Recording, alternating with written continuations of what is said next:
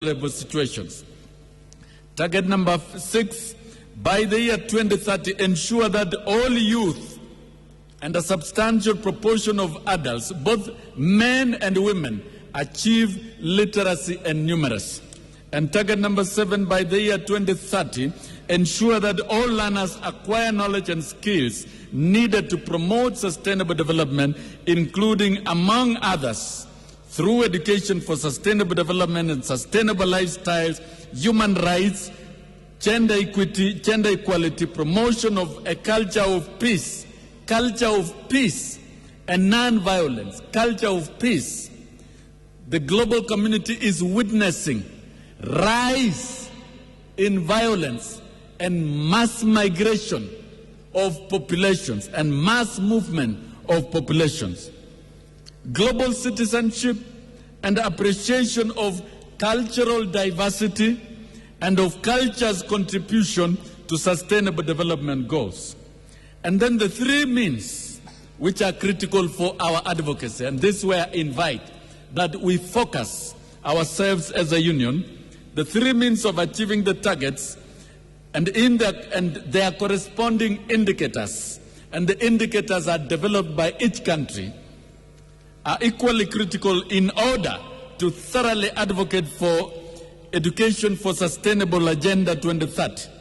Target number 4A, build and upgrade education facilities that are child, disability, and gender sensitive and provide safe, non-violent, inclusive, effective learning environments for all. It speaks for itself. And when the President yesterday talked about improving the quality of the staff rooms and the furniture and the tools that teachers use, it is well within this framework. It's all about infrastructure, quality infrastructure in our public schools. Quality infrastructure is the only thing that is needed to deliver quality education. Target 4B, by the year 2030, substantially expand globally the number of scholarships available to developing countries, especially the North-South cooperation. The northern countries and nations should support the southern countries more with scholarships. Target number 4C, which now is our business, by the year 2030, substantially increase the supply of qualified teachers, including through international cooperation for teacher training in developing countries. We don't need this in Kenya. We have enough trained teachers, and we have trained them enough, especially with least developed countries and small island developing countries. And around this target, it's very clear that teacher recruitment is key, and is very immediate and should be achieved by the year 2020. And that is why we have recommended elsewhere in this report that the government of Kenya should employ them all at once. And we have seen the commitment of government of trying to move towards that. And we are encouraging government, we are still reiterating, employ all the trained teachers in Kenya at once. It's more beneficial to do so. On curriculum reforms and KICD is in the process of reviewing and overhauling in totality our curriculum to be in tandem with international trends and the needs of the 21st century. The KNUT has interrogated the proposals, and KICD has done a presentation of the same to our leadership, and they did it yesterday. So far, it seems correctly titled Towards Formative Assessment as opposed to Summative. It seeks to identify talents early, gives clear pathways to the achievements of those talents with a grounded principle that no child fails. As teachers, our success is that no child fails. And no child actually should fail. Every child must succeed. And all children going through our hands will achieve good lives. However, the structuring of lower primary, upper primary, and the general structure itself is a bit confusing, and it has shifted to look like it is change of structure from 844 to another structure. Again, the political will needs to be fully demonstrated all the time to avoid lapses and mistakes into a white-collar education system that the Noble 844 sank back into. A new system of education shall require billions of investment, especially on infrastructure, so that it is implemented. The NEC proposes that we continue supporting the proposals in as long as they are carried out professionally, devoid of politics, and enhance both the child and the teacher in the world of learning. It should follow the conventional process of curriculum review from needs assessment, policy framework, syllabus design, learning materials development, teacher capacity building, piloting, and implementation. Proper public sensitization on each stage must be carried out. The focus should not be on the structure. Curriculum reform cannot be a Simon Makonde affair, but must be given sufficient time with consultation. The state must set aside adequate resources to implement the proposed and agreed curriculum, the curriculum that shall be agreed. On administrative matters, Mr. Chairman of the Union, the year 2016 has been a very challenging year to the branches. As reported elsewhere, all branches held their AGMs to elect new office holders, despite absence of finances. As per tradition, during an election year, branches have an option not to hold annual general meetings. However, the NEC is proposing that branches should start planning early next year for the AGMs. We shall release the schedule without fail. We should conclude our annual general meetings before the general elections next year. That will leave us time to engage in other programs, capacity building, and other programs. KNUT General Election 2016, this year, February and March, KNUT held the most efficient and effective elections in a record time of 3 weeks only for all the branches. The national elections followed immediately, as was indicated elsewhere. While we commend our membership for the highest turnout, this is one election where we witnessed the highest turnout of members. And for peaceful elections and consequential transition, we congratulate those who won, those who were elected, and urge them to embrace all the winners and losers, as we are one true Kenyan teacher, ever united with one voice, whether you win or you lose in an election. It is incumbent upon those elected to ensure that they lead a peaceful, united, and progressive union at their level. Monitoring and evaluation, because we are in a performance era, Mr. National Chairman, the NEC wishes to highly commend those branches that carried out vigorous activities in the service of our members in spite of the challenges highlighted. This year it was not possible to effectively monitor, assess, and award high-performing branches. However, next year, this will be done based on various performance indicators as to the programs in the branches, the trainings of the BECs, school representatives, staff welfare activities in the branch, meetings organized in the branch, recruitment of members, office organization, etc., to bring the spirit of competition in the service. And some branches are thinking of building their own independent quality offices. That is quite welcome. Many branches have acquired buses. That is welcome. A tool shall be developed and circulated to the branches by January 2017 so that they can know what is expected of them. A technical team shall physically visit all the 110 branches countrywide between August and October 2017 with a tool to come up with a more realistic assessment that considers many facets of the activities. On circulars, Mr. Chairman, the National Executive Council has noted with deep concern cases where the BECs have disregarded circulars from the Secretary General, and this is the biggest crime you can commit. This is not acceptable. As such, National Executive Council directive must strictly be adhered to for the sake of uniformity, order, and unity in the branches. These circulars are particularly related to finance, which is a backbone of our organization. The finances are meant to run the organization, to run effectively, to run the programs. The branch commissions are sent with stringent vote heads and instructions from the National Treasurer, as directed by the National Executive Council, in line with the Labor Relations Act 2007, and all branches must abide by those instructions. The National Executive Council, therefore,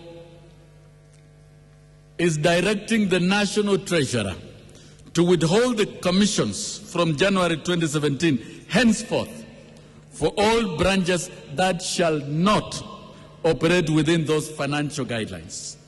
Mr. National Chairman, on Strategic Plan 2015-2017, December 2016 marks 2 years since the inception of the ongoing KNUT Strategic Plan, which is a tool directing programs of the Union. The Union is progressively achieving the set strategic objectives and the 7 goals. This year, the Union celebrates major achievements within the strategic goals as follows. Goal 1, secure and maintain favorable terms and conditions of service for all the teachers. This has been seen in the completion of the CBS. The other goal is to position KNUT as a voice of the professional educators from early childhood through higher education in the country.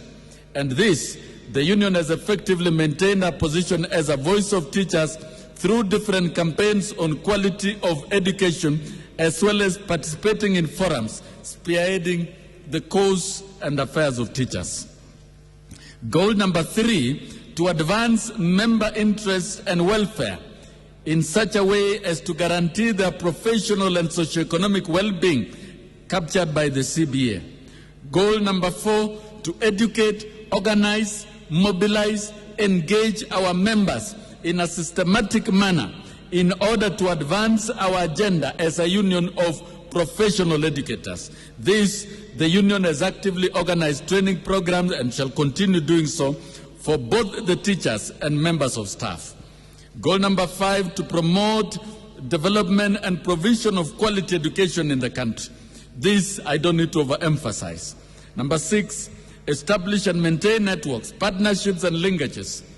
The Union has effectively maintained networks, partnerships locally and internationally, linkages and partners of different programs. Goal number 7, to build and enhance institutional capacity of the Union. By closely following the goals, the Union is on track. An intended midterm evaluation plan is in place and will be implemented beginning January 2017. Branches are encouraged to walk along the same line so that the organization achieves at all levels. The National Executive Council, Mr. Chairman, proposes the continuation and acceleration of the achievement of the Strategic Plan 2015-2019. The teachers' projects and welfare, savings and credits and cooperative society. We are happy to note that the investments in these areas have risen into billions and billions. And the Union therefore encourages its branches to form savings and credit societies. Those who have not, they could be countable. Those who have not, and encourage its members to belong to the same in order to save for economic development as a source of working capital. The bank loans from commercial banks with huge interest are not advisable to our members. the loans through the cooperatives with the lowest interest rates and with the dividends pay, with diversified products, it is better to remain within our cooperatives and secure loans from the same. Mwalimu National Sacco acquired a bank this year, which has controlling majority shareholding. Spire Bank has special deals for teachers and its teachers banked through Mwalimu National Sacco. It has several branches all over Kenya, and therefore we encourage teachers to make inquiries and see how to benefit from such SACCOs. We encourage all other SACCOs to do the same. And within the flagship of Vision 2030 of this country, maintaining few but large banks, few but large banks, the dream of Adea Dongo can be achieved by ensuring that teachers of this country have one bank and we can control the economy. The KNUT is available to provide due diligence to any teacher through branch and head office who wants to join before teachers can join commercial banks. We want to advise you to join our SACCOs. Some commercial banks are not quite stable, and we don't want situations where commercial banks collapse with teachers' hard-earned money. Prevention is better than cure, and we advise strongly remain in the SACCO. Burial and benevolence schemes this year saw minimal problems arising from these funds and scheme. The National Executive Council thanked the BEC and various management boards for the harmonious consultative process of running the funds and schemes and encourage them to manage them with high integrity and diligence. It is time the management are challenged to come up with modern managerial practices and expand the coverage to look into how to cover for the school-going children or even members of deceased teachers. Similarly, there are cases of retired teachers being frustrated by a few branches when demanding for the refund of their share or their benefits. Children education scheme on the whole is not being well managed. They are not doing very well from our assessment. Many of these schemes are struggling under management issues and issues that can easily be avoided. We encourage proper benchmarking, management training. Branches that have not started these schemes should do so. And for BBF and education schemes, we are recommending that the executive secretaries and the BEC directly manage these schemes so that they are accountable.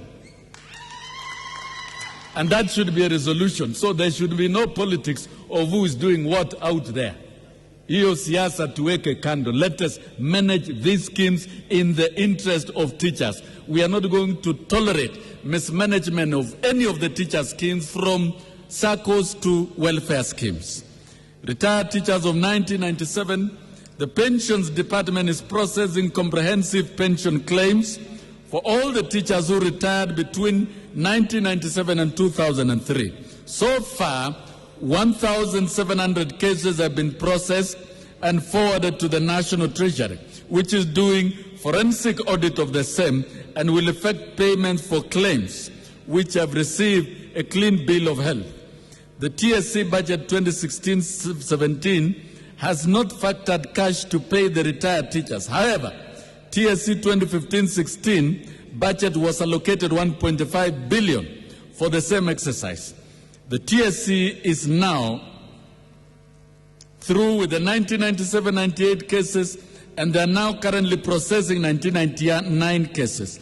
We urge TSC to beef up the pension personnel so that they can process all the claims within the shortest time possible to forestall the suffering of retired teachers who have waited for their retirement benefits since 1997. Some have died, but their families are there. They must be paid, and paid through their accounts, not through some lawyers in Nakuru. We have stated it very clearly. They should benefit directly. On the Teachers' Medical Scheme, Mr. National Chairman, the Teachers' Medical Scheme came into effect 1st July 2015, bringing together all the teachers under the solidarity principle. Initially, there were a lot of politics about this. Many teachers and their beneficiaries have received treatment and care previously unavailable to them since the commencement of the scheme. Since the scheme started, there have been over 37,000 hospitalization of teachers and their dependents under the scheme, over 2,400,000 outpatient doctors' visits by members, and nearly 100,000 spectacles issued to members. At the same time, family members and beneficiaries of over 900 teachers who we have unfortunately lost have been greatly assisted through payment of the last expense, that is funeral and death in service benefits. KNUT invited along the administrator to the various forums across the country to enlighten members about the registration, scheme benefits, and process to access care, emergencies, and evacuation, among others. There's a lot of work to be done about liaison of services. There was a good response from teachers, while some had mixed reactions. However, as the benefits of the scheme began to unfold, with teachers being able to identify with members who had benefited from the scheme, more and more teachers yearned to enroll. Families have been transformed where persons who had long-standing and postponed ailments were able to get surgeries done, medication provided, while others evacuated out of the country, mainly to Indian hospitals to get specialized treatment. And the number is about over 70 on international evacuation. In some unfortunate cases where teachers have passed on, the dependents have been given a lease of life through payment of the last expense benefit of 100,000, that offset the burial expense, in addition to both the BBF and the death in service benefits of 700,000 shillings. The medical allowance that range from 1,000 per month to 4,000, which has been put into the fund that guarantees members access to medical care, and have bought teachers the following benefits. I'm happy to announce that effective 1st October 2016, the benefits have been increased, as highlighted below. So there's been an upward revision. If you look at that table, the job groups, as it were in the previous group, that we no longer have the job group G, is now job group H. So the benefits changes from comprehensive outpatient, unlimited, inpatient, moved up for the lowest from 300,000 to 500. The optical has been indicated, it's limited. Some of them are limited within insurance rules, dental, maternity cover, group life cover, and the last expense. Medical care costs have otherwise required the teacher to reallocate funds for other family needs like school fees, development, and other family obligations to finance health care should a member fall sick. In this way, teachers had to organize Arambes, SACCO and bank loans, and some resorted to Shylocks or Janel Merry go-round collection to medical care. It is agreeable that the fundraisings for medical care have greatly reduced, except for exceptional cases where bills have gone beyond the capacity of the fund. Whereas the scheme has been beneficial to most families, it has also had its share of challenges. These challenges stem from it being the largest scheme and the first one in sub-Saharan Africa. This is a good thing for the teachers of Kenya, being the pace setters, the guinea pigs, the experiment, which I know many will follow. Currently, teachers in Uganda are considering a similar scheme, drawing from the key learning from the Kenyan brothers and sisters. This is a proud moment in our history. However, teachers need to be involved in the management of the scheme, and we underline this. Teachers need to be involved in the management of the scheme with the establishment of county governance forums, which bring together key stakeholders in forums to highlight issues emanating at the county level in conjunction with the Teacher Service Commission, the administrator of the scheme, in order to continuously improve service provision. The governance forums have been ongoing, and we look forward to having many more to enable the voice of the teacher and their grievances to be brought to the table and action plan for remedy. Medical cover is not enough without having the wellness agenda to proactively manage conditions that would otherwise become complex due to late diagnosis of lack of follow-up to ensure adherence. We encourage the teachers to take advantage of the wellness caravans and get to go through the checkups conducted by the team to realize the full benefits of the scheme. This is where all members of the scheme stand to benefit, since they would not wait to be sick to use the scheme, but to also use it just to monitor vital signs and aspects of health. We appreciate the Teacher Service Commission to set up the medical scheme and even provide for funding of the extra cost that would not have been, that is what we call ex gratia, that would not have been made solely with teachers' contribution. Because through this, the money that would have gone to medical is protected to enable teachers to improve the standards of living. We also urge the government to consider increasing the allocation to the medical fund so that the quality can improve, and of course, including even the subsidy. The scheme challenges are properly identified that, one, not all members are duly registered, which causes a lot of challenges during service and visits to hospitals, because registration ensures that a proper register is maintained so that you are promptly served without doing consultation and reverting to the head office. And when they need care, while some of those already registered may have left out dependents which affect access to care. So registration is key. Number two, pre-authorization delays services at the service provider, especially the limitation of outpatient to 800, anything above requires authorization. That is affecting members. There have been a number of medical service provider-related complaints which we have continuously resolved and putting in place measures to avoid continued challenges. And we have a desk that deals with urgent issues at the head office. You can call Idris Ibrahim of Human Resource on 24/7, and his phone is open throughout. There have been instances where some medical service providers have sought to collude with members to frustrate the scheme for personal corrupt gain. This is the truth, and that is why some of them have been knocked out of the list. Complaints by service providers on payment delays has also been a factor that has led to suspension of services by certain facilities.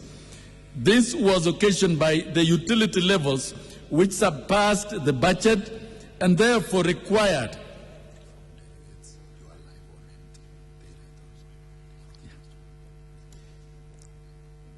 And we are reminded that we are live on NTV, YouTube, so you can tell the teachers to follow what we are doing. We have embarked on settling the outstanding bills. The fund has embarked on settling the outstanding bills and make arrangements in place to have cash flow challenges sorted out. The challenges are being addressed at the county governance forums being held countrywide between the scheme administrator and the Teacher Service Commission. The successes are many. The scheme has improved the health of teachers and their families, decreased illness, morbidity. The scheme has decreased mortality rate. When you look at 900 as per today, and a reduction from close to 2,000, that is almost reduction by 50%. The scheme has prevented poverty, dependence, and destitution among teachers and their families, especially for major expensive medical bills and following death of breadwinners. The scheme has saved life through emergency and evacuation, local and international evacuation. The wellness program is in place. The services are portable. You can be treated anywhere, whether in Nairobi, Kisumu, Eldoret, Uganda. The services are portable. You are not limited to a clinic. So if you move to a facility and they are not offering services, move to another facility and your name is in the data bank. So services are portable.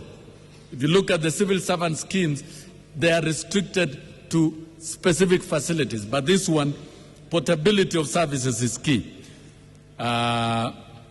There's no waiting periods or exclusion on pre-existing conditions. If they force you to wait, tell us, let us know. We have achieved major medical cost control because cost control must be effected and supervised by the provider. The ONUSSD registration system has created an updated and clean employee and dependence database. The ONUSSD system has also provided a ready telephone contact database. Assisted members have also even over and above the contractual obligation where they've incurred bills, excess bills, negotiations with AMREV, ex-gratia, assistance, personalized customer care and follow-up by Aeon scheme have been implemented. The NEC therefore demand, this is our demand, for proper scheme management and implementation. We demand for proper scheme management and implementation by TSC and Aeon to ensure quality healthcare service to our members. On the World Teachers' Day, the World Teachers' Day 2016 was celebrated on 5th October 2016 at City Primary School with the theme Valuing Teachers, Improving Their Status. We could not celebrate in the rest of the regions because of limitation of financing, and you know where we came from. All teachers in Nairobi County through KNUT were granted leave of absence by TSC to attend the occasion. This year's World Teachers' Day marked the 50th anniversary of the adoption of the 1996 ILO UNESCO recommendations concerning the status of teachers. The theme captured the fundamental principle promoted by the 50-year-old recommendation, but also looked ahead to underscore the need for supporting teachers as reflected in the Sustainable Development Goal 2030. In attendance were delegates from Ministry of Education, TSC union officials, and the KNUT leadership under the umbrella of FIATU, congregated in Uganda to stage a Pan-African celebration to claim the rights of education in line with the ILO UNESCO recommendation and the ongoing campaign on the global response. On human resource, there is need for capacity building for staff members both at the national and branch level. This is a basic need and will help our members, employees, to develop competencies, skills that make them more effective. Human resource management is involved in setting performance standards and has encouraged the staff members to pursue further education for quality work delivery. The national office has 68 full-time employees, 11 elected officials, and 57 non-elected employees, permanent. Besides the full-time employees at the national office, we have 35 members of the National Executive Council, and departments are indicated as below. KNUT operates under a structure that runs from national to school level. The 110 branches play a vital role in ensuring smooth running of union activities at the grassroots level. They work closely with the national office to ensure coordination of activities, programs of the branches. The NEC recommends, as captured elsewhere in the report, that the national office should visit all the branches in 2017 to induct employees on office management and operations. The Kenya National Union of Teachers Superannuation Pension Scheme for the permanent staff and elected executive secretaries. Mr. Chairman, the NEC over the years has observed that full-time elected officials and permanent staff have had problems when exiting the union for whatever reasons. We only give them a gratuity and terminal benefits. The terminal benefits given to them most of the time is below and thus making them impoverished. The NEC is therefore proposing a contributory pension scheme to replace the current service gratuity in existence to enhance benefits payable to the full-time staff at the point of exit, whether through elections, retirement, or death, at the branch and at the head office. This will make the employment positions in the union competitive and attractive and incentivize the workers to deliver. But we must deliver. On the reserve fund, the fund was started in 2013 with noble motives. The 57th ADC held in December 2014 approved the reserve fund regulations with a clause allowing the usage of the fund in activities when we have a strike. For nearly 10 months, the union missed the money from TSC. The fund, therefore, which had accumulated to some millions of shillings, was used as branch commission for legal services and borrowed. The word here is borrowed. Borrowed legal services to conduct elections and other activities as captured in the National Treasurer's report. The money shall be refunded as the monthly commission normalizes. We are urging Teacher Service Commission to resume the deduction and remittances of the same to enable us move on with the noble idea of investment programs as per the reserve fund rules. Recruitment campaigns and advocacy. The union membership fluctuates from time to time due to retirement of teachers, illegal removal of members by the employer, and natural attrition. The greatest challenge is the ability to retain and sustain membership in the union. New strategies need to be employed to ensure sustainability. And we've gone as far as developing school representative manual, continuous training of branch executive committee members and school representatives, keeping and reviewing data on school representatives, management of union membership through charting, mapping, and members and non-members across the county.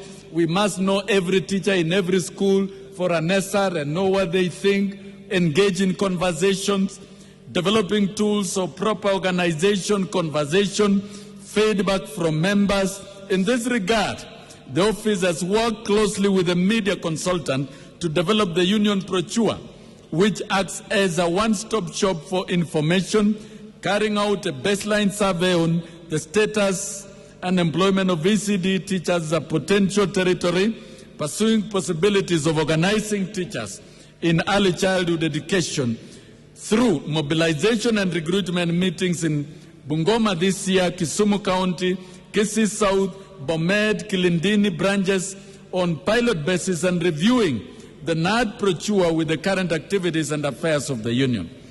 There is need for well-crafted campaign and marketing strategy.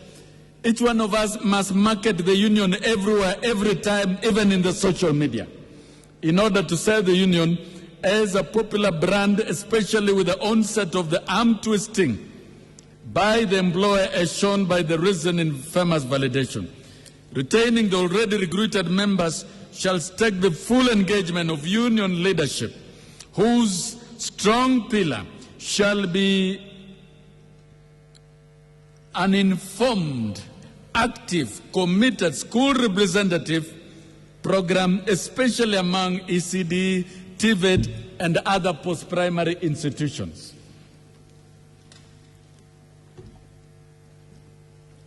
The National Executive Council recommends a routine periodic meetings with the school representatives at the lowest level possible, lowest level. It's very cost effective. Maybe at the zonal level, periodic, maybe every term, to ensure quality feedback and programming beginning January 2017. The BECs and HESARs have to continue with the recruitment program after the technical team from the national office departs when we go round.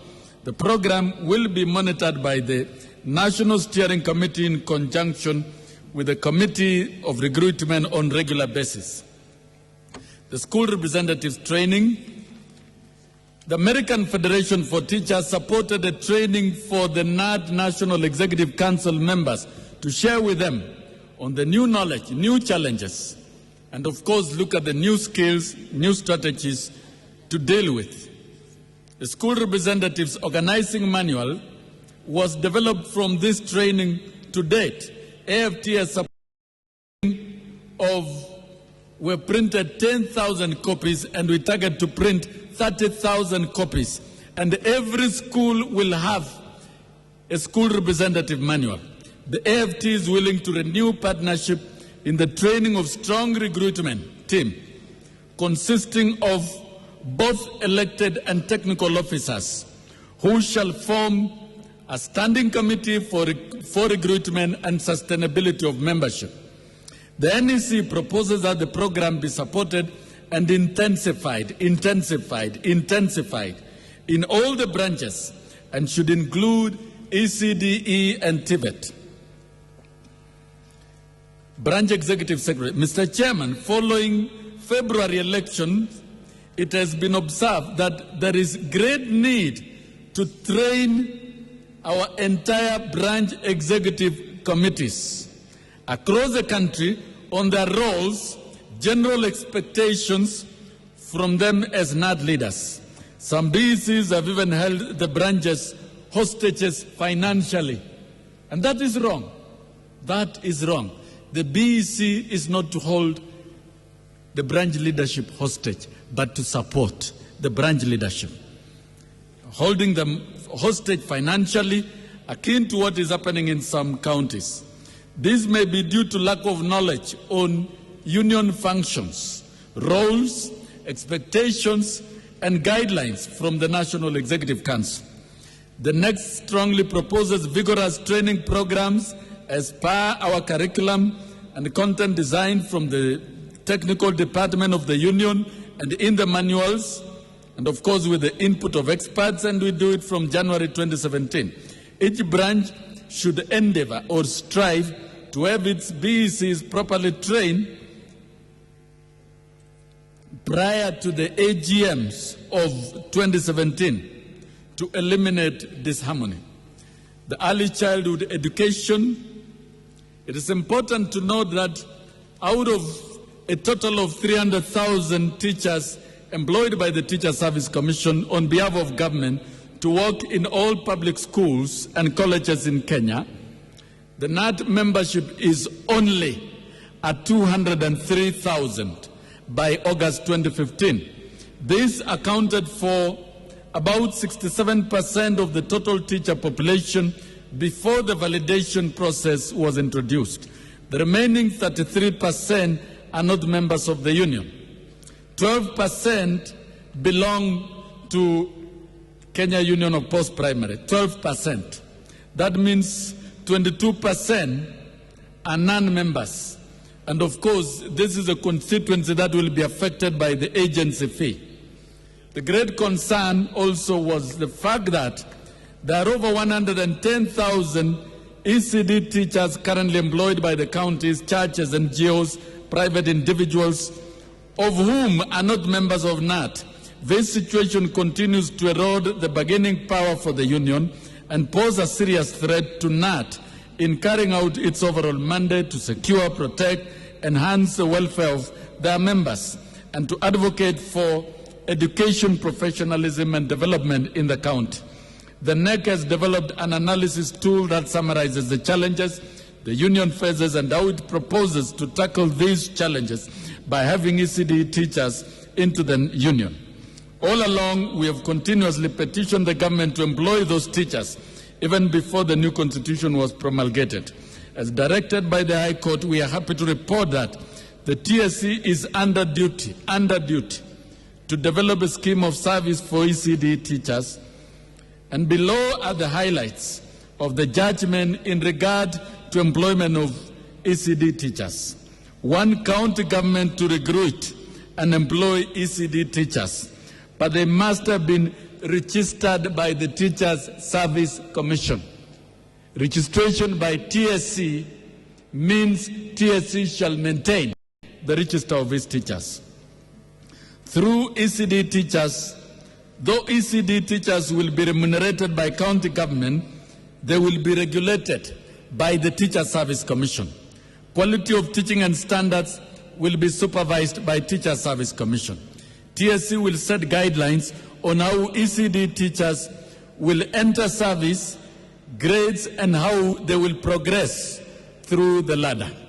ECD teachers already in employment will continue serving, but the Teacher Service Commission has to move with speed and regularize their employment by registering those who qualify. We urge TSC to urgently develop a scheme of service for ECD teachers and register of qualified teachers as directed by the High Court. Capacity building of the Union. The Research Department has continued to explore areas of concern in education to enable the Union to achieve our objectives from an informed position. Research on privatization and commercialization of education in Kenya with focus on Bridge International has been carried out. The findings indicate that there are some gaps in the provision of public education, and this we've talked about. The second study that the Research Department has carried out is on the breadth of learning in Kenyan secondary school, which is a collaboration venture between the Union, Education International, and Center for Universal Education, the Brookings Institute, which is ongoing. The study focuses on the skills for learning for a changing world with focus on breadth of skills across ages, the learning opportunities and support systems among the teachers as drivers of change. The study is ongoing in 10 branches of the Union and will soon be concluded. The digitalization of the Union Library is ongoing and will be concluded in 2017. Other research activities have been identified for the year 2017, and more especially on teachers with disabilities. It's going to be a mammoth study. We want to know them and what they want. The study trend on the needs of teachers in public schools, which was released last year, was used as a tool to develop the CBA. It shall remain a major literature review and advocacy document even in future in advocating for terms and conditions of service for teachers and their professional needs. The gender department activities. The Union has maintained activities geared towards addressing gender needs and disparities in the Union using the study, an assessment of the gender needs of the Kenyan teachers. The Union embarked on membership training and sensitization. This year, however, owing to the financial challenges, most of the earmarked gender trainings were not done. The school-related gender-based violence. This is KNUT and the National Education Association of the USA and the United Nations Girls Education Initiative Partnership that aims at contributing in minimizing incidences of gender-based violence both at school, at workplace, and around schools. The initial activity captured 30 teachers drawn from the following branches listed from Kiambu to Teso. Those were the 30 branches. And 4 teachers from the 30 branches were appointed as a change team. And this is a change team that will work on this program, drawn from the following branches. Mary Nyiva Mwema from Akweni is part of the change team. Humphrey D. Mwangi from Muranga is part of the change team.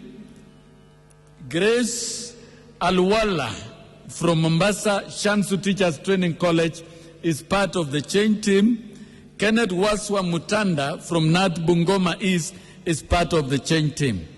And the 4 have trained collectively with their peers from the region in Addis Ababa, Ethiopia.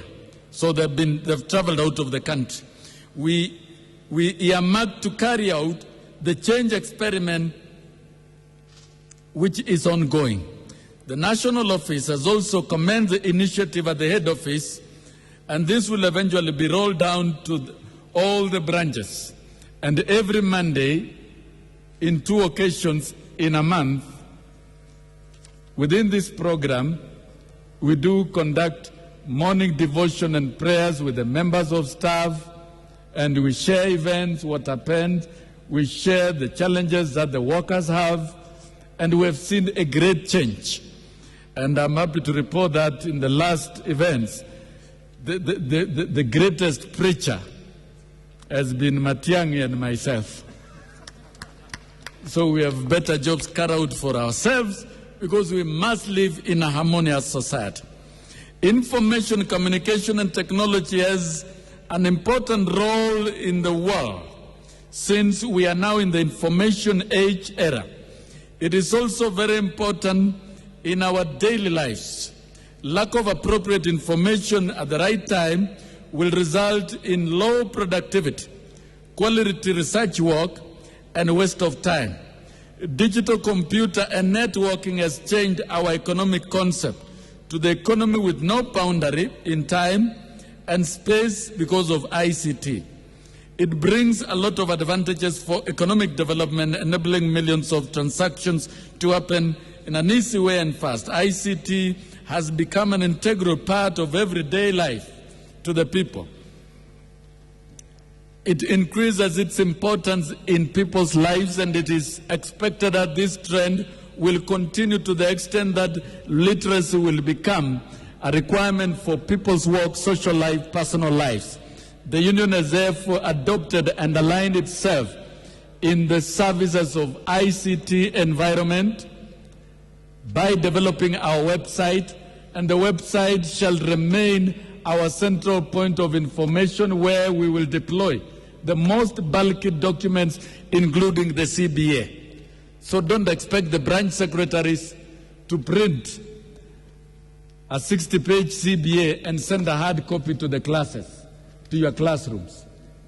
It is now time you migrate to the digital platforms, to the website, and get information. We have got the web maze for all our 110 branches. But the sad news is that only 25 branches can access, have got ICT equipment. The rest do not. So if you do not have ICT equipment, you are not an office. You would rather close down and go home. So all the branches must be ICT open for efficient communication and feedback. We are also developing a domain where we'll be able to reach every member on short messages. Every member, every teacher, in every staff room, in case of emergency communication. On social media, this has been one of the biggest challenges. The national office operates accounts in which you can access information, that is KNUT Kenya, Kenya National Union of Teachers. We also have a Twitter account, KNUT official communique for officials. We also know that the branches have opened their KNUT walls. You will find us only in official walls. You will not find us in private walls. And we must manage the social media so that as you engage in the social media, you engage within the Constitution of the Union. It is not suspended. I don't know which Article 23. It says very clearly that it shall be an offense to bring the Union to disrepute in the media. All of us who are elected and who are members must be loyal to the Union. respectful to the leadership as we engage in the social media.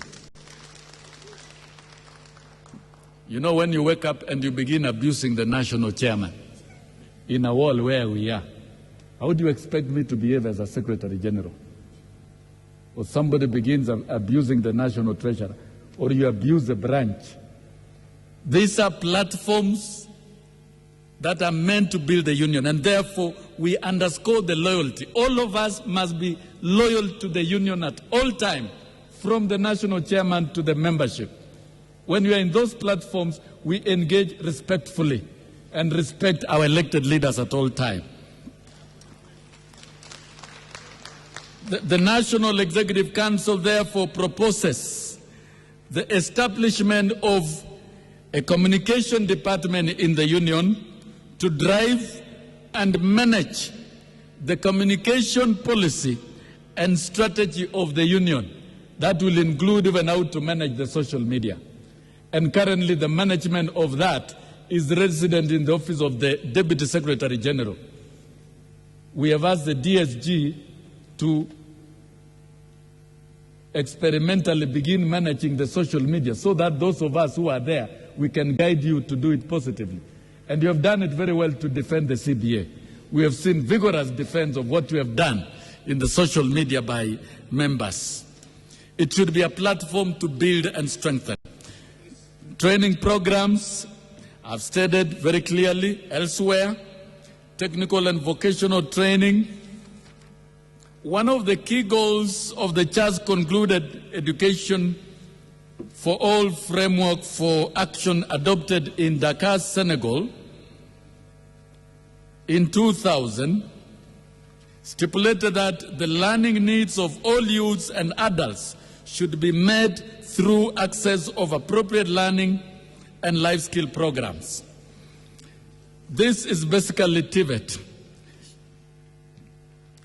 The aim of TVET is to enable learners to meet needs of employers for qualified labor or our needs or our own needs related to education of goods and services. In the Kenyan Constitution 2010, the fourth schedule transferred the employment and management of teachers in village polytechnics to county government. Despite this provision, the union went ahead and included tutors in TVET in the CBA of 2017-2021.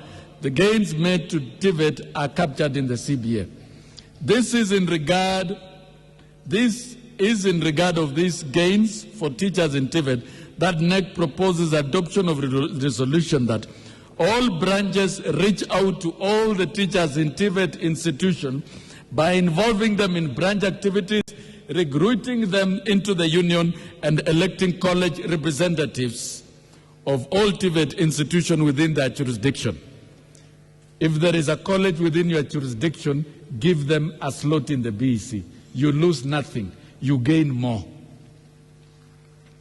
And even TVET. Relationship with other bodies, of course with the Teacher Service Commission, and I must congratulate the commissioners. Initially it was rough. We had frosty and sometimes demeaning relationship with the Teacher Service Commission. The union was starved of cash, tormented, and attempts made to drive a wedge between the union leadership within itself and the members. Divide and rule strategy.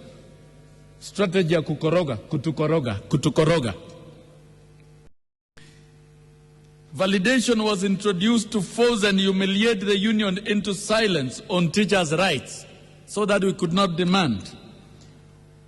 We thank the membership, the leadership of the union, and all of us in general for standing firmly united and focused. With a sigh of relief, the Teacher Service Commission realized that they need the teacher and the union in as much as we too need them. And you remember the cup of tea that we had at KNUT headquarters. And we will welcome TSC for more cups of tea.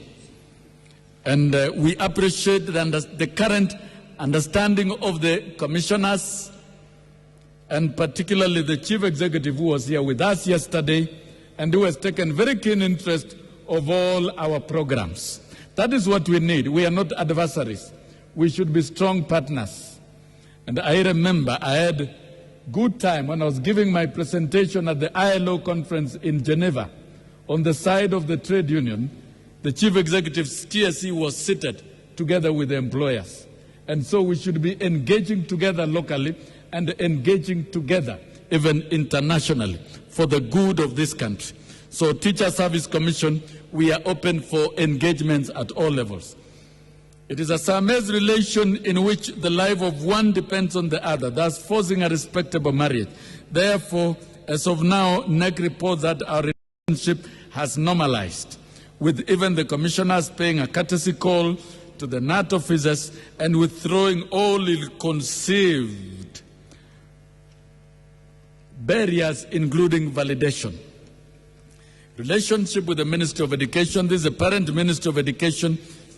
During the turbulent periods, the Ministry of Education, Science and Technology with the union could not be described wholly as cordial. You remember the moments of Kaimenyis and the rest. Yeah? And the basic education regulations that took principals to be employees of the Ministry of Education. So it has not been easy. However, at times, it was a voice, the only voice of reason that, although sounding helpless in the face of a ferocious onslaught by the Teacher Service Commission, especially this year, the Cabinet Secretary Education played host to us when we were in desperation, and we were able to advance our agenda from his office for a while. Also on its own, it has made decisions without adequate consultations with the union. And this is where we would always differ. Consultations must be wide and inclusive. Overall, we congratulate the ministry, especially for the manner and seemingly efficient way it has concluded the national exams, though we are yet to confirm the results, which we have confirmed the speedy results of KCPE promptly and on time, and they should always be released before December of each year so that parents can prepare. And we hope KCSE will be released very soon. With the Ministry of Labor, as over the period in review, strive to be balanced in its approach to labor issues. As the arbiter, we expect it to continue that way. However, the NEC noted that when we declared a dispute over the performance contracting and appraisal, the ministry did not come in aggressively to resolve the dispute. This way of working by stalling is not good for a stable labor market.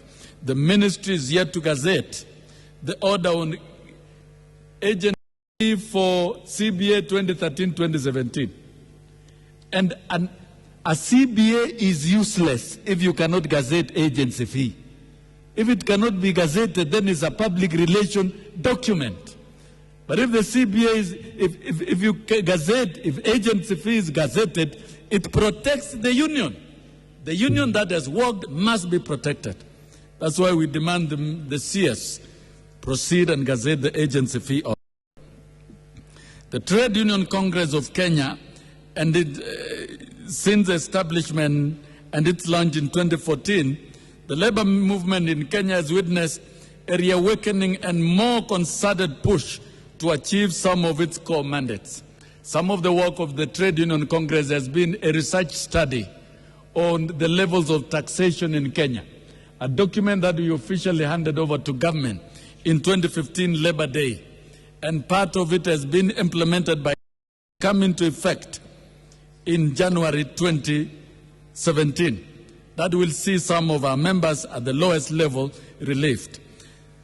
The public sector unions who are members of TUC have exploited every opportunity to team up and support each other in pursuit of better terms of service and favorable work environments for their members.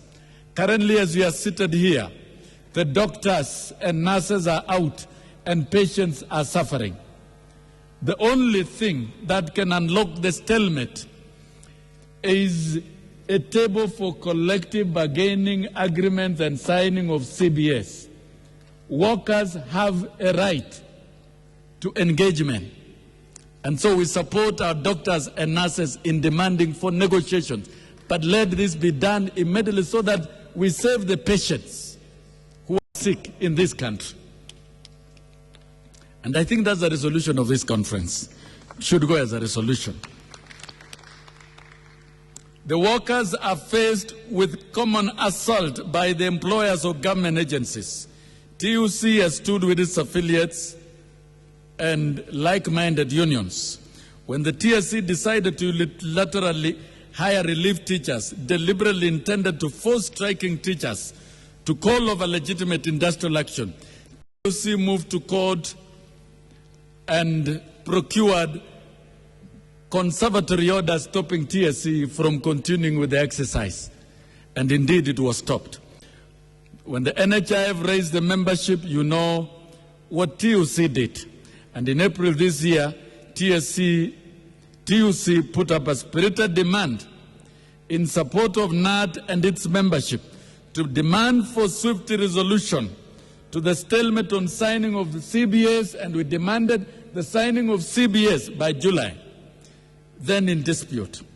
We are happy that the matter has come to a good end for KNUT, but not for the other unions, and we hope it shall.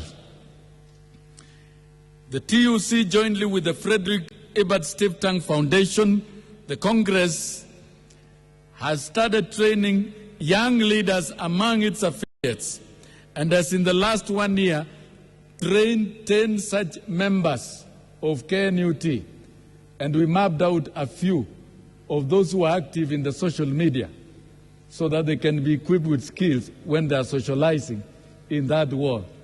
And this training shall be going on so that we can have grassroots mobilization that is effective, and effective representation of workers at the workplace, alternative dispute resolution mechanism, positive activism,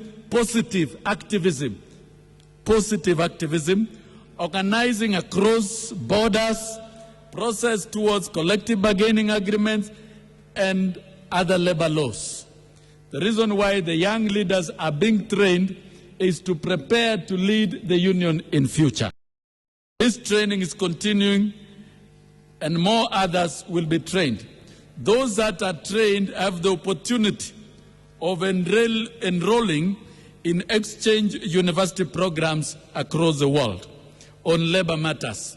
The future of labor is about trained personnel and trained leaders in this particular area.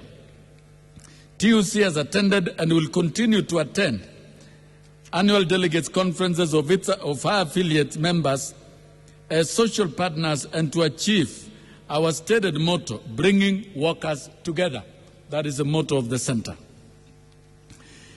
We have also continued to relate well with the Central Organization of Trade Union, and we will continue mainstreaming our labor efforts together and representation of workers. Relation with the universities, in line with Target 4 of SDG, which states that by 2030 to substantially expand globally the number of scholarships available for developing countries, particularly the least developed countries, small island states, and African countries for enrollment in higher education, including vocational training, information communication technology, technical engineering and science programs. The union is partnering with Kenyan universities, Masinde Muliro University, that is offering reduced rates for families, their spouses and children. That is the first university to extend a favor up to even children. For members of KNUT, Daystar University, we have signed a memoranda. So if you want to join Daystar and you are our member, Kenya Methodist University, Embu University, Jomo Kenyatta University, and we are continuing to sign with many more.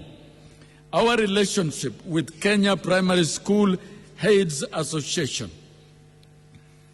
who now are members of our structures across all levels by nominations.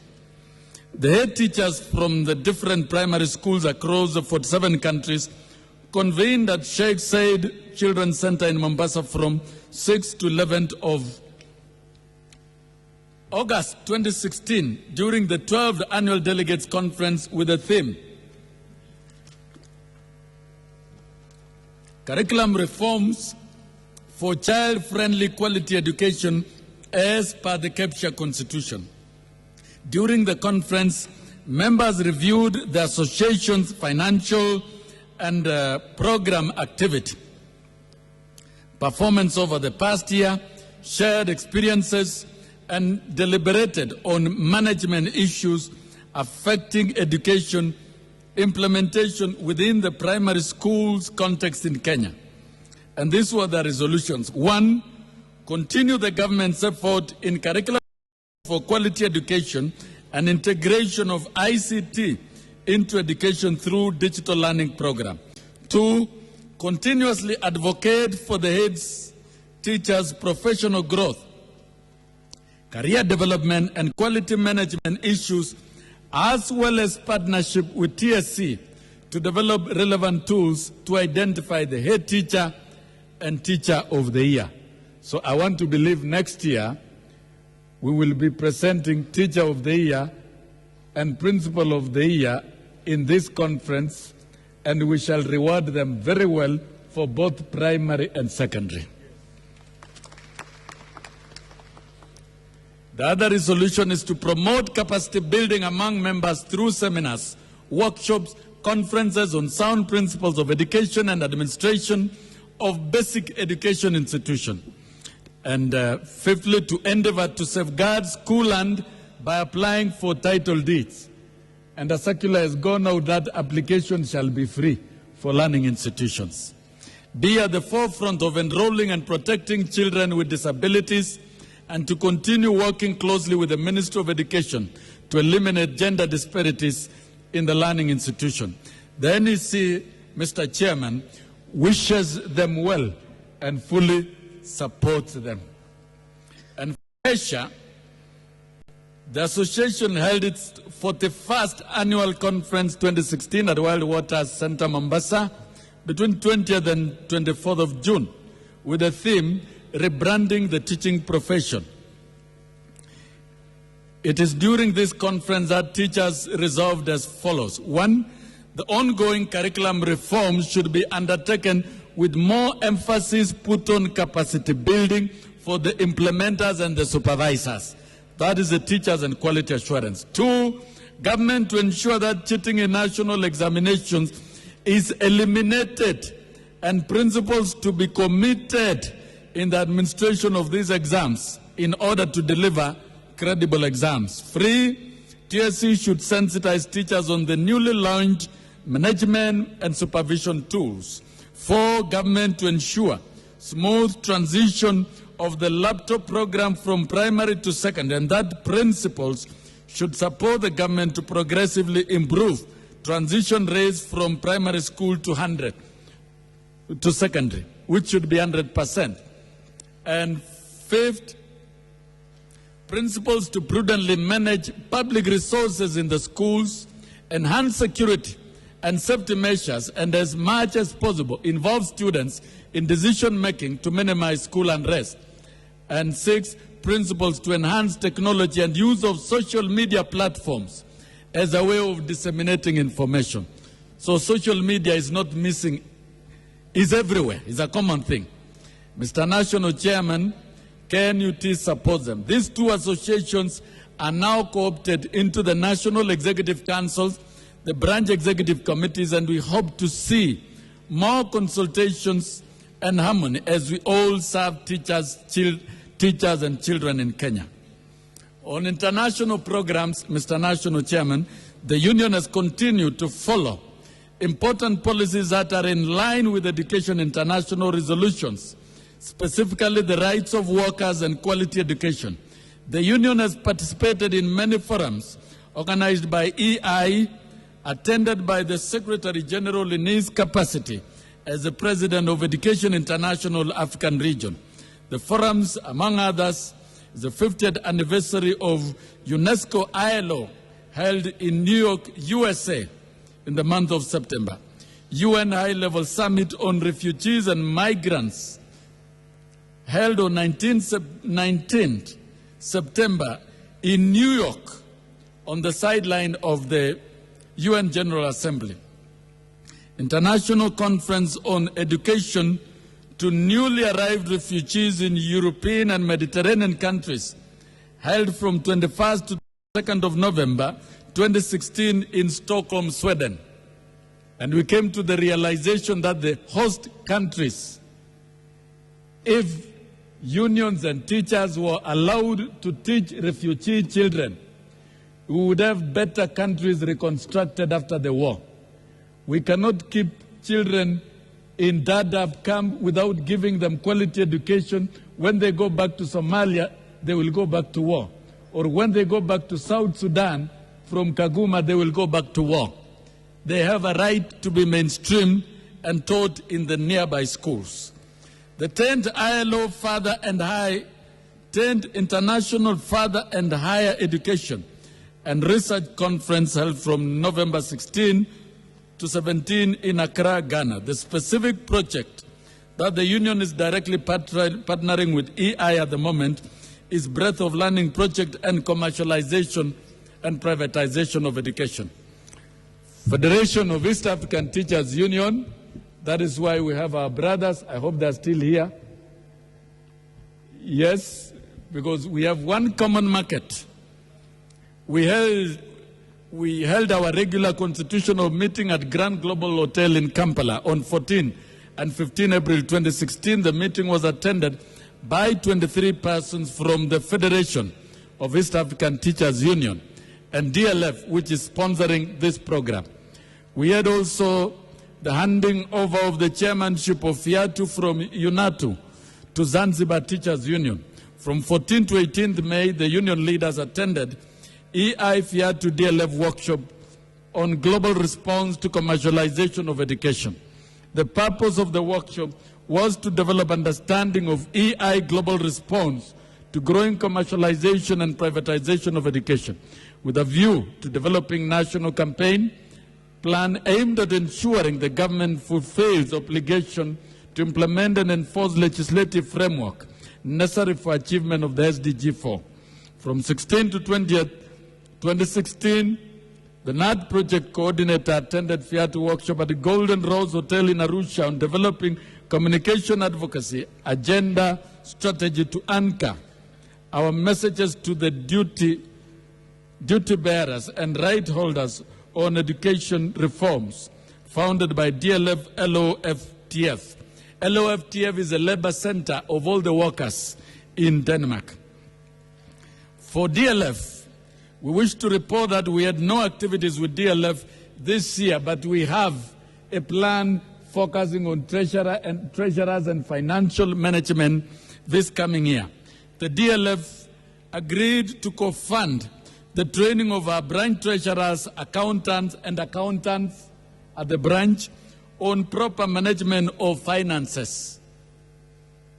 DLF is supporting small unions within the Federation of East Africa in other programs. But of course, KNUT, we are already too big to do our own things, except for technical issues.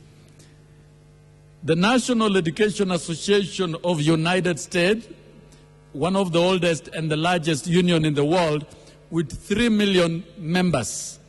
Mr. Chairman, the program of training the executive secretaries was disrupted.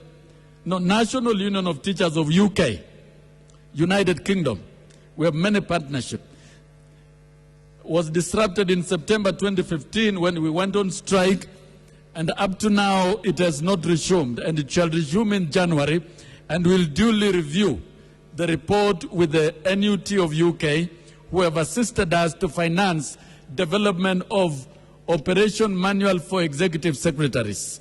And every executive secretary has an operational manual that should guide them in working. The NEC proposes that the program should resume without further delay from February 2017. Our relationship with the National Education Association of the United States of America, Mr. Chairman, has reported elsewhere. We have a program running with NEA, the oldest union,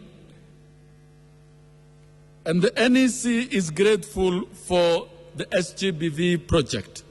NEA is emerging as a good partner for whom we are not only getting good support from, but we are also learning and borrowing good practices from them. Relationship with the Australian Education Union, we are also indebted to AEU for funding the union's national campaign on the global response of privatization. We shall continue strengthening our relationship with the AEU. KNUT relationship with the AFT. We have had a long-standing relationship with the American Federation of Teachers, and we are currently implementing the school representative conversation project at the workplace with our members. They financed the development and printing of the school's organizing manual, The Power in Numbers. The unity talks within the country with the unions in this sector. The resolution of Education International in Cape Town in 2011, reaffirmed in Ottawa, Canada in 2016 on unity of teacher trade unions for stronger bargaining power has been ongoing for the last 3 years. Owing to the industrial disputes that locked the teaching fraternity in 2015, with effects spilling to 2016, the agenda was not implemented as planned. Unity talk meetings with teacher unions in Kenya, spearheaded by development partners, and the Education International are set to resume in January 2017 in line with an admission to unite teachers of all grades and qualification. We ask delegates to support the agenda so that the entire teaching force can remain united and can be respected by every other government, current or future governments. The Union of Education Norway, UEN, shall be financing the program and probably shall support the future arrangement of a united union. Mr. National Chairman, in conclusion, on behalf of the National Executive Council, may I wish all the delegates to the 59th Annual Delegates Conference safe journey masses back home. We equally wish all our members, wherever they are in the Republic of Kenya, a very Merry Christmas and a prosperous New Year 2017. We remind all in the teaching service the great words of Professor Albert Einstein, who, while enrolling as a member of American Federation for Teachers in 1938, while teaching at Princeton University in the US, he said, and I paraphrase, "I find it absolutely necessary for the intellectual community to come together to assert their influence in politics and protect their economic well-being," end quote. Thank you. And Mr. National Chairman, may I move that the National Executive Council report be adopted for discussion. Thank you.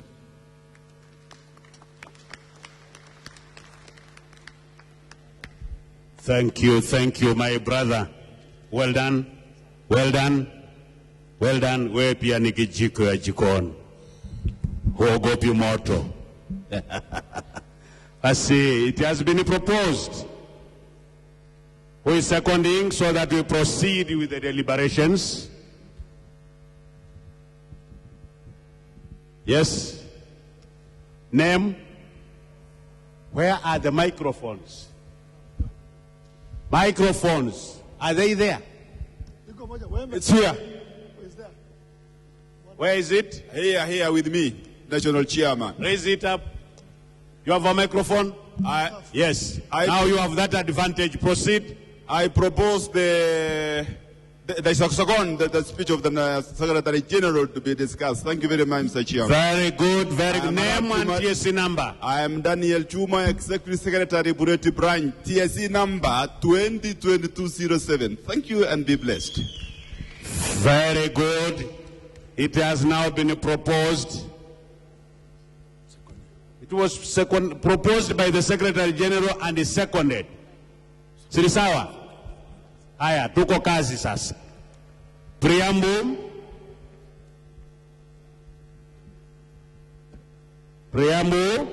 National Secretariat.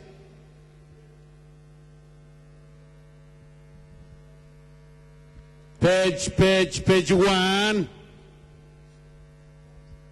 Page 2. Page 3. Page.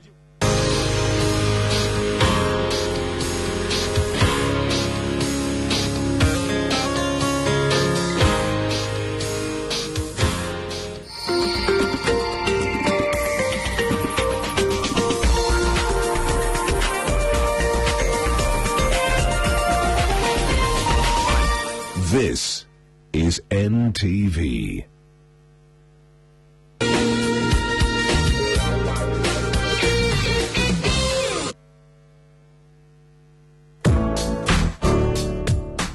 I started doing drugs when I was 24 years old. I started taking it to feel better. And that one path, that is what led me to 5 years of hell. Drug abuse may be foreign to some, but to others, it's real. It's routine, it's life. It's something you cannot explain.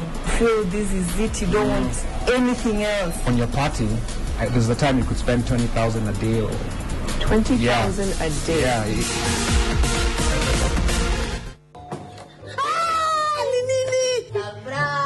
This is just in case I crack a dry joke.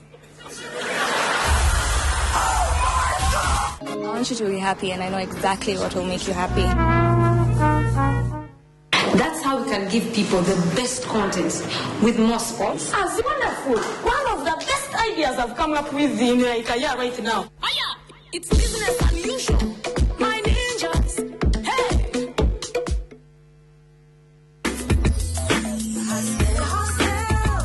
And where is this you're going? To meet mom. My mom. Mm-hmm. And there is nothing you're going to say that will put me down.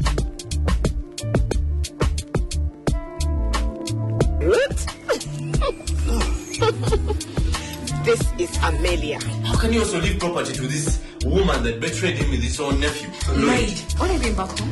Don't ask such potentially sad questions. You're both under arrest for dealing in narcotics. Nifungie chakula yote na chapati ingine. M-Pesa kadogo. Tuma au nunua kiasi chochote hadi shilingi 100 free. Babies thrive on schedules. Even when traveling, do your best to stick to the regular routine and schedule to keep your little one in the best mood possible. Can Baby diapers have a dry field system which absorbs the liquid instantly and keeps it inside so that the top surface stays dry, preventing any leakage? The elastic bands provide the perfect wrap on your baby to move around comfortably. What? She's happy! Can Baby diapers, a smart choice for a happy family.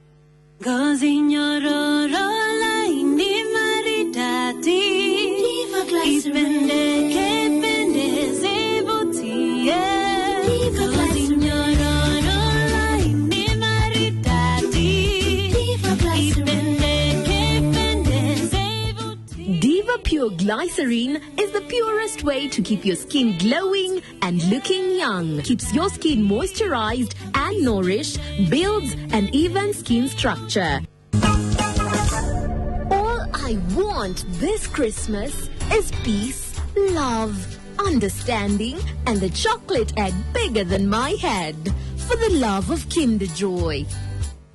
Kinder Joy, see the happiness grow with a delicious treat of tasty cocoa and milk creams and 2 crispy wafer balls. With new toys every time. Be unstoppable with Zuku Fiber. What is Zuku Fiber? It's a home triple play service that offers residential customers unlimited internet service, television, and telephone via a fiber optic cable. Call now for the free installation offer. Nairobi 020-522-2222.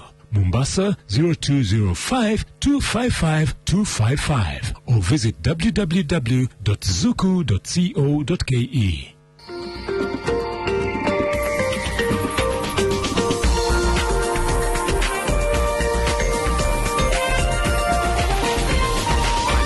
NTV, turning on your world. The following program has been rated PG. It may contain scenes unsuitable for children under the age of 10. You call me Miss Butch. Ukienda zako najiweka boss. Mimi boss. Sina lonely life. Nina happy time. Every day of my life.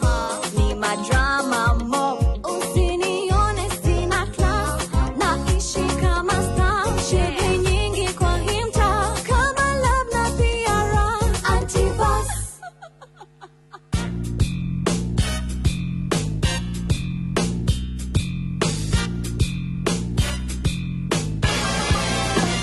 $35, $36, $37, $38. Look, let's take a break. This jogging or cycling we should have done when it's cooler. Honestly, Donovan, excuses all the time. How do you expect to walk me down the aisle if you can't even work out with me? Wait, I thought we were married. Of course we're married. I mean, when we renew our vows. Come on, stretch, until all those love handles disappear. I don't have any love handles. Don, the first step to healing is acceptance. Now get rid of that fat stretch it.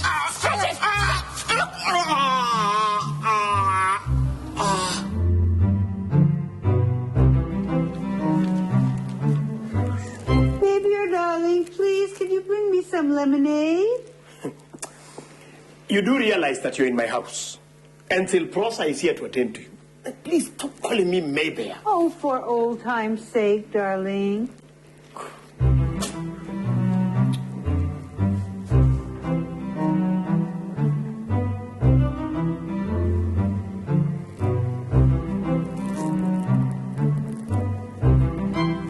There you go. And could we have some cookies and some soft music? But Silprosa is there to attend to you, huh? That's why I pay her. Oh, you're a little touchy, aren't you?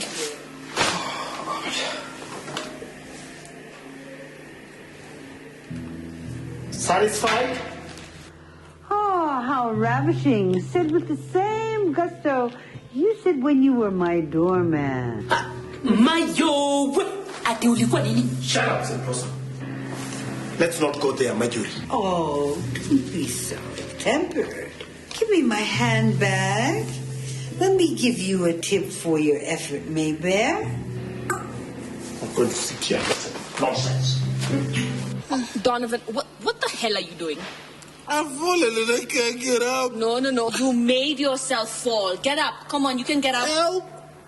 Don't get up. Help! Such a drama queen. Oh! Enough of you. I'm doing my stretches. Is that you? Huh? Who's asking? It's me, Jonathan, your boy from way back in uni. Hey! What happened? What are you doing on the floor? Who is this beautiful angel? That's my... I'm his wife. Dude, she has a really good toe stretch. You know the toe stretch? Yeah, I do it all the time. Shut up. I've never met a guy who knows the toe stretch before. So do you jog around here often as well? Well, I will now. I just moved in, actually. Speaking of moving, do you want to race? Yeah, sure, but... What are you waiting for? Let's go.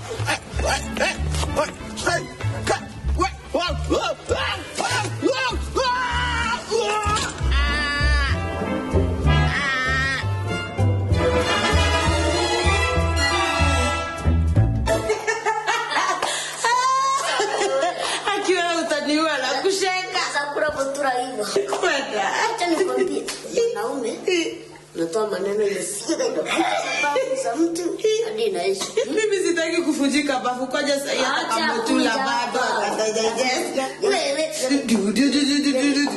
Ako kalai ajua utaniharibu kwa hii dunia. You already lived once. Ateo hiyo ni nini? Hiyo. Na unaisoma vizuri hiyo ni. Umeyonoleka. Hiyo ni hapo. Hoi. Ni 6 feet. yeye anafaa kushukua mtoto. Achana mtoto. Ana mama yake. Washa kushukua. Kushukua hata shule. You were such easy competition. You won by a narrow margin. No reason to gloat. Excuse me, a win is a win. It doesn't matter how close it was. If I hadn't stopped to tie my shoelaces, things could have been very different. Oh, please, Jonathan, stop making up excuses for losing. What if they're deliberate excuses? Now, why would you do that? I'm a gentleman. I can't break my fitness students on the first day. Wait a minute. Are you a fitness instructor? I was. Now I'm a fitness expert. I've always wanted a fitness expert. You have no idea how stressful it is living with someone who doesn't care about healthy living. All Donovan does is sit around and get fat. You need to break him into it. I know, but... Look! Just look at that. Hey, guys. Honestly, you turn your back on him for 2 minutes and he just falls over. This is so stressful. I need to go shopping. You know what? I was thinking of going shopping myself. You like shopping? I love shopping. Shopping over football any day. Oh my God, this is amazing. You're everything that Donovan isn't.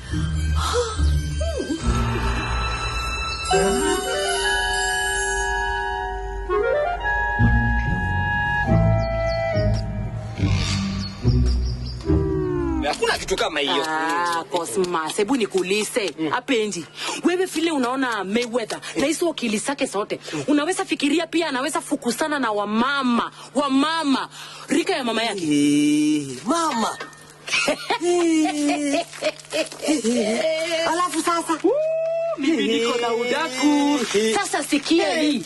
Sikia sasa hii ndio bottom. Unaweza jua Mayweather aka yango.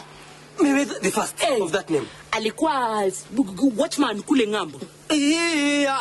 No. Ati alikuwa nini? Uongo. Hai. Watchman. Niko na udaku moto. Nakwambia yeye alikuwa watchman tu kama wewe. Lakini sasa tofauti yako na yake ni kuwa yeye alikuwa na chunga musungu mwitu. Ati huyo buda ava uniform kama mimi. Hata nilisikia huyo mama akisema ati Mayweather ndiye alimfuata yeye akumfuata. Na niliposikia tu ameshika mimba. Huyo amerudi. Amekuja Kenya. Hata masomo kumaliza. Unaweza jua alikuwa tunataka kukula pesa ya huyo mama. Utawacha porojo. Wacha nikuambie utawacha porojo ya peni mbili. Silpros. You just could not wait. Anyway. Everything all right, Cosmos? Sonko kila kitu iko sawa. Come here. You know you must always look sharp and presentable in your line of duty. Inaka unajua hizi mambo Sonko. Don't joke with me. I'm an expert in many things, huh? Yeah. And you? Get back to work. I don't pay you to while you are day idling and gossiping with the watchman. My king.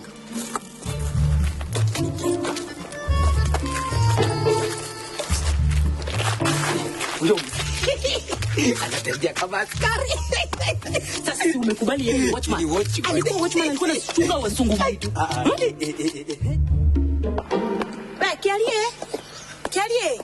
Kialie, kababa. Sister, wacha kupayuka hapa. Umesikia kuna auditions hapa? Ni nini baya na wewe? Mimi nataka kushukua mtoto wangu. Mtoto wako na ndio mtoto wako hapa. Unaona ni kama mtoto? Haya basi hakuna mtu shule. Kialie. Mfungo. Mimi najua mtoto wangu ako hapo ndani, wacha kuniambia. Wewe Kialie. Wewe Kialie. Utashuka hapa. Ni nini baya na wewe? Huyu anataka kuniua. Buda wewe. Kialie. Wewe. Kialie. Ona nijua buda. Wewe. Ni nini baya? Mimi Kialie ako hapo ndani. Hakuna mtu hapo ndani. Hapa kuna mami. Tena na ngoja. Sasa nisaidie mama Kialie aache kuhusu Kialie. Kialie.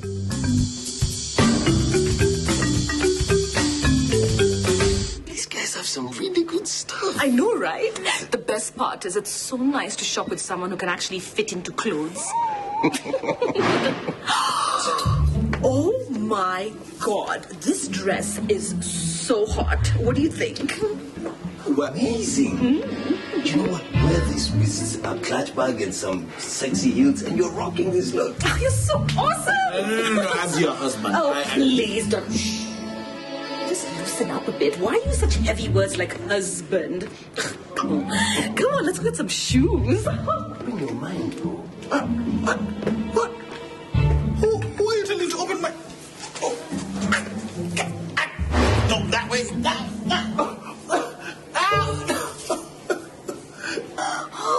You can never have too many shoes. That's what I say. So true. Oh, I love them. We could go for a white party together. Why not? Look at this. Oh my goodness. Have you ever seen anything so sexy? Oh, wow. I love the old kind of... You know what? Let's check out these belts. Oh, yes. Oh my goodness. This is perfect for our safari marathon in the wild. Like, oh my goodness. I just... These colors. I love shopping. Honestly, I'm having the time of my life. You know, let's check out the... Accessories.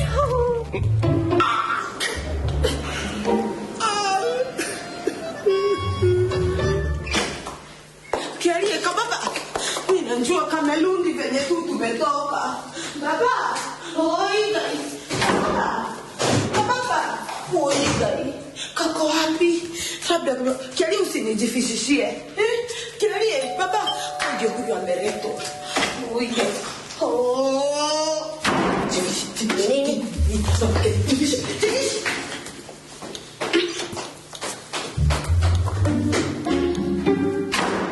Okay, is there any time you'll actually behave like a normal person? Mama Kiarie ni wewe. Na leo umelundi nyumbani mapema. Are you okay? Hey, niko 105% sure. Niko lada, niko. You're sure? Niko mimi ndio nimekuambia hivyo, niko sure. Hata ukiangalia kwa dictionary jina sure, utaona uso yako imebadikwa hapa ikikusheki. Niko Okay, sure. Please come. Kiarie Merada. At this time, is he there? Leo amecheza sana shule. Alafu wakamupea mitihani bili sile msito kamesoka. Kyle doesn't do exams, he's too young. Siku hizi mtoto ni musaa mpaka akafanya exam. Alafu wakamupea akacheza mpira ya rugby. Rugby? Okay, anyway.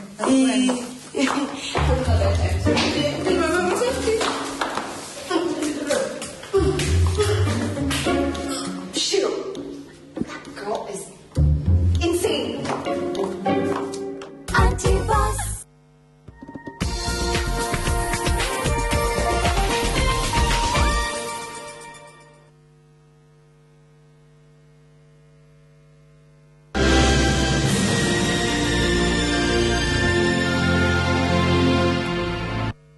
I brush twice a day with Colgate Maximum Cavity Protection. Colgate, #1 brand recommended by dentists.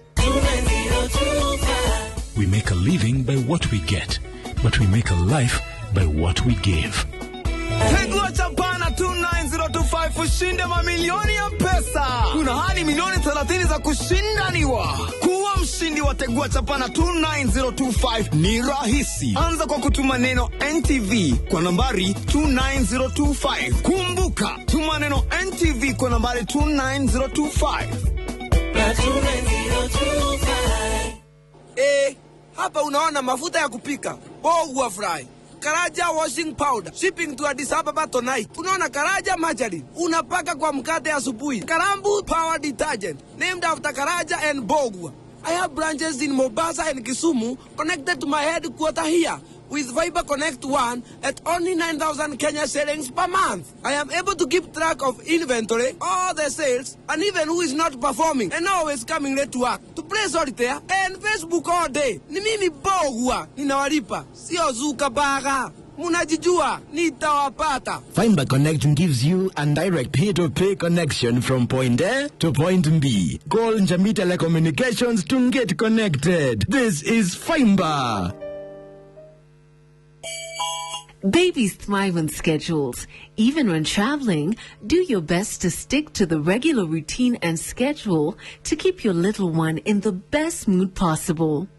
Can baby diapers have a dry field system which absorbs the liquid instantly and keeps it inside so that the top surface stays dry, preventing any leakage? The elastic bands provide the perfect wrap on your baby to move around comfortably. What? She's happy! It wraps your babe nice. Can baby diapers, a smart choice for a happy family.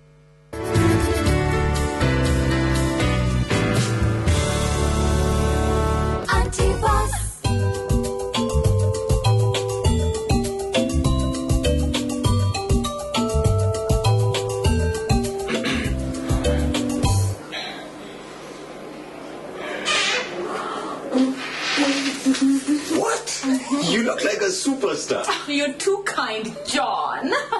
John? When did he become John? Just now, Don. What about me? What about my opinion? Doesn't it count?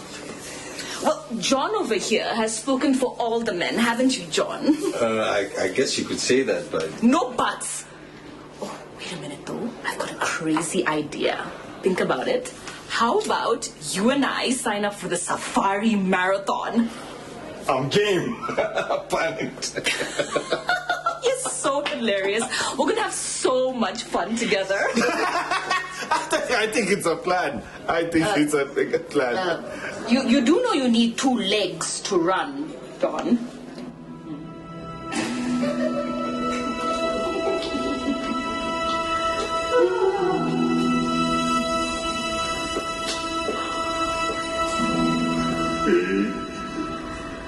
Nani kwa nakushow hiyo story ya ule msee alitembea juu ya maji. Wow, you know, I like it when I walk like Jesus being reflected. Wewe ni nani? Unatoka wapi na unataka nini hapa? Buda. Buda, wewe ni nani? Buda, mimi ni huyo msee. Kwani kuna noma? Noma ni wewe, Noma ni wewe. Na huyo msee ni kusema nini? Mimi ni huyo msee. Hiyo ni kusema nini? Rafiki? What's going on, baby? Mary? Relax, I will handle this like a pro. Wait and see. Madam, fanya hivi. Sogea hapa tukando haki. Usije kama ukiwa na damu. Sawa? Yeah. Buda, wewe weka mikono hivi juu. Buda, una akili mbovu nini? Mbona wewe unakaa mwizi hivi? Mbona unakaa shabab hivi? Buda, utaniachisha. Hizo ni story gani unaniletea? Mimi nakaa mwizi, ukiniangalia kutoka juu chini mimi nakaa mwizi. Tena unakaa very suspicious. Kwanza wapi ID? Wapi passport na hiyo kitu inatoka good conduct? Iko wapi? Hizo vitu zote ni za nini? Buda, kuingia hapa kwenye hii gate ni kama unaingia umevuka boda, unaenda majuu. Umesikia? Kuingia hapa ni kama unaenda majuu. Sasa wewe, hizo vitu zote umeitisha, sijui driving license, sijui good conduct, hizo zote ni za utaka. Wewe, hebu kuja hapa. Wewe. Boss, wacha nikwambie wewe. Kwanza usitake nikuchangamkia hapa. Tena unakaa very suspicious. Wewe, uone ni mtoto? Wewe ndio unaita mtoto? Wewe mimi nakwambia wewe ni ujinga uko nayo, unasema dawa. This is a genetic problem. Unatukana nani wewe? Toka hapo uende huko. Wewe wacha nini bura. Na uoge hiyo sauti yako unasikia? Funika na usije. Na kitaka nisho. Akitaka.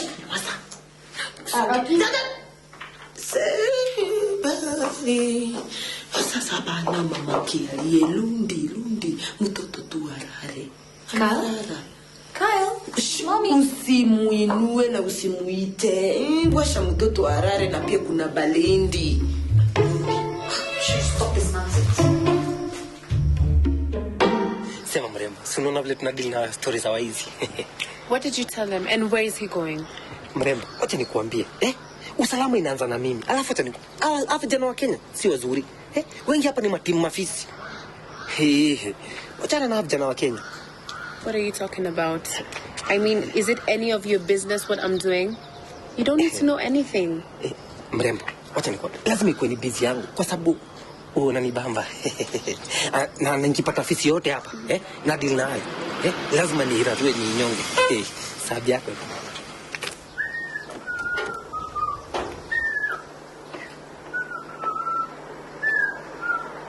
You ignoramus! Can you move fast and open this gate?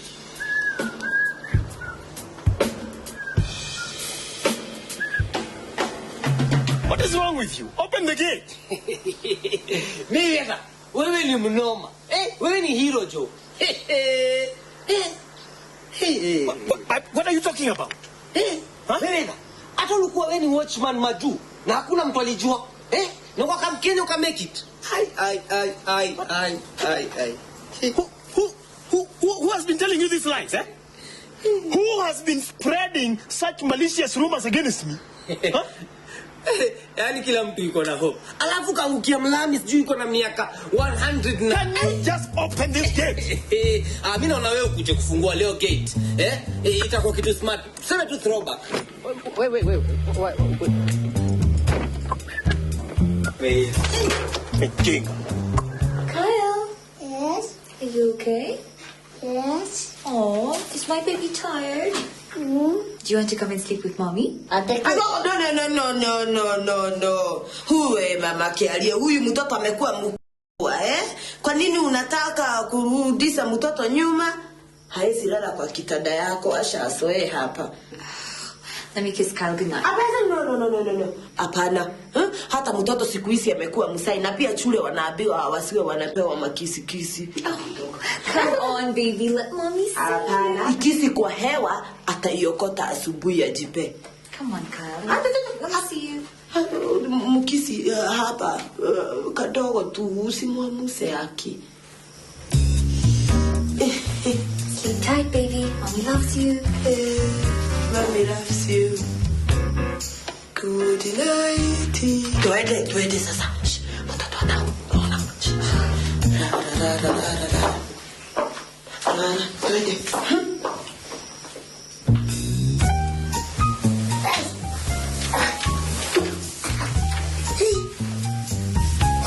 Please tell me you figured things out, dear. Mom, I told you I'm not figuring anything out for you. Yes, you are, because you're coming back to New York with me. I'm not going back to New York. I'm going to be the next Obama. Oh, wow. Delusion. And you believe your father gave you these genes? Yes, Mom. You know he is a smart man. He's as smart as I am. We got you when we were wild and free after a week of fun. You guys were together for a week? Yeah. He would steal the guests' cars and take me for dates. So why are you telling me this now, Mom? I mean, I think he's a nice dude. So you don't make our mistakes. Rafiki, what do you want? April. Nilikuwa naonelea kwa vile April alikuwa amekataa kuenda New York, si uchukue tu wangu. What? Hapana, mimi April. Unajua huyu mtoto wako yuko na kichwa ngumu sana. Anajiona sana. Sasa unajua watoto wangu hawana kichwa ngumu, na nilikuwa nasikia ati huko kwa ndege kuna half price. What? Ngana Purity. Again. Thanks, John. That was so much fun. You have no idea how bored I was. Everyone around here is so boring. Well, the pleasure was all mine. I had fun. So are you gonna give me my jacket back now? You mean our jacket? No, I mean my jacket, the one you're wearing. Well, it's our jacket now. I don't think your husband would appreciate that. Husband? What husband? Shh, stop talking. Let's just enjoy the walk. Come on.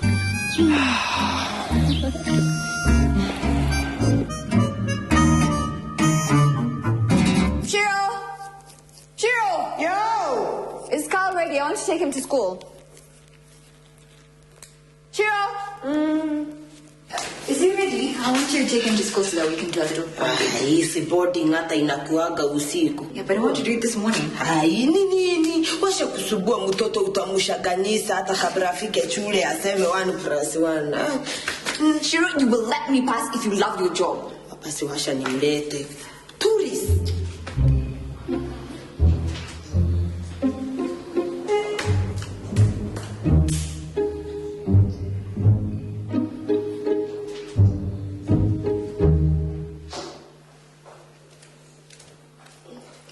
Shiro, we're getting late. Why is Kyle hiding behind you? Ana just hide and sinki. Oh, okay. Kyle. Mommy can see you. Come on. Kialia ni kunona tu saizi amenona, amekula akanona.